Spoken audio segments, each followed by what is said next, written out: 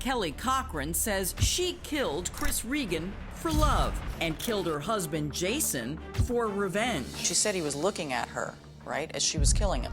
It didn't take long for him to stop breathing. She basically said within a minute. In a strange way, Kelly and Jason's diabolical plot to kill Chris was hatched 12 years earlier in a pact made in blood. When they got married, they made this pact that if one of them were to have an affair, that they had to kill the person that they had the affair with. There's no dispute Kelly is a serial cheater, but is she also a serial killer? Do you believe that Kelly is a serial killer? Yes. There were times she listed like as many as 21 people. Do you believe that? No. More realistically, probably 5. There could be 5 more people out there that she has killed. Yes. In a recorded jailhouse phone call with her mother, Kelly hints there are bodies out there just waiting to be found. You didn't see this coming? No, I see this coming after it all happened, but I didn't know that you guys killed people before all this. But cops don't know if Kelly is even telling the truth, and they've never found the so-called trinket bag that many serial killers keep. Now Kelly, caged in a windowed cell, almost like Hannibal Lecter, is about to do one final good deed. This is just, giving consent to go to your house with you. A deed that hardly makes up for a life of deadly decisions. We told one of the guys that I was a cannibal, that's why I was in a cage. Kelly tells cops she wants to give Chris a proper burial. So she takes cops on a wild field trip back to the scene of the crime. I guess you guys are crazy. You can shoot me if I do. They arrive at the spot in the woods where Kelly remembers dumping Chris's remains. What would the biggest piece of bone be that you, torso, and that was here? Yeah. So then we should find ribs, and I think that generally The skull should be the biggest, though. Kelly takes advantage of her day in the sun. Do you mind if I open her door and take her out to smoke on the side? You can shoot me if I run. Okay. Stopping frequently to smoke. Let's smoke together. After a morning search, Kelly places her order for lunch. I like cheese pizza. Just cheese? There you go. Cheese pizza. And maybe a soda. You heard right. The woman who used lasagna to lure her prey scarfs a slice and washes it down with a big gulp. You want pizza? I'm good. She's eating pizza. Iron County prosecutor Melissa Powell says she was stunned watching the video. She's having a good time.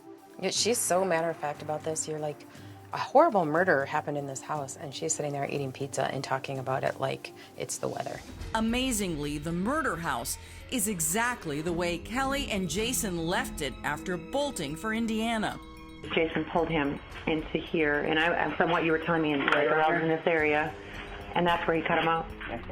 In the cluttered kitchen, cops find a pair of forceps. Yeah. There you go. You're saying you use those? Yep. They're clean, though. Kelly says she used them to try and remove the bullet from Chris's skull. They were in the kitchen strainer, but had not been washed for whatever reason. Thank God she wasn't tidy. Right. Kelly's memories of her evil act were accurate.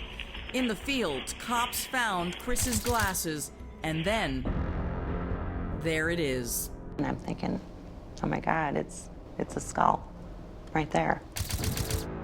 Chris's skull with a big bullet hole. Just out in the open. You have to stop because I'm gonna cry. Why? It just was, I went over to the skull and I got right down on my hands and knees and looked at him and just knew it was him. I mean, I was just like, oh, I finally found you, You found Chris. At her murder trial, Kelly pinned the horrific crime on Jason, describing in gory detail what happened. When he cut him up, he had one of his hands, so that the last time he'd be waving to me. He was waving goodbye to me. And then prosecutor Melissa Powell painted a powerful and chilling image for the jury. Inside this bag, Chris's skull. It was enough to convict Kelly of first-degree murder. She was sentenced to life in prison.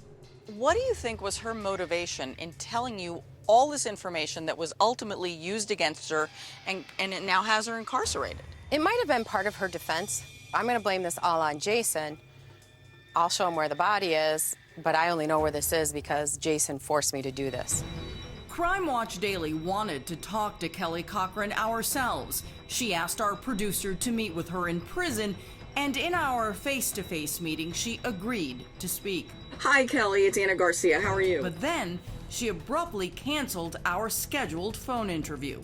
She hung up. The hero of this investigation is Chief Rizzo, who in an odd way got caught up in Kelly's deadly love triangle, but with a good outcome. She's dating Detective Ogden, who can't speak since he is still investigating the killing of Kelly's husband, Jason. We started seeing each other, during the investigation, and we've been together since then. So are you and Detective Ogden getting married? Eventually, we are. My guess is that Kelly Cochran is not too happy that you two are together. Oh, I'm sure not. But there is one woman whose hopes for happily ever after were snuffed out with the senseless murder of Chris Regan, his ex-girlfriend, Terry O'Donnell. But he's gone.